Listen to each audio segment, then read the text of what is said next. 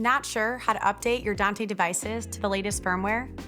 Dante Controller makes it simple to keep everything up to date. At the top of the Dante Controller window, you'll find the Launch Dante Updater button. If you notice a small notification badge on that button, it means a firmware update is available for one of your devices. Just click it and Dante Updater will launch automatically. Once open, Dante Updater shows you all available updates, any older firmware you may want to import, which devices are already up to date, and whether you should consult the manufacturer before updating certain hardware. To update a device, simply select it, click Update Selected, and remember to reboot the device so the new firmware takes effect.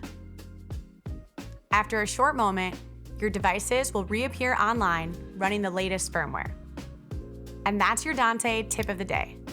Keeping your Dante firmware current is quick, easy, and handled entirely over the network. If you want to learn more, check out the Dante Controller chapters in Level 1 and 2 of the new Dante Certification Program.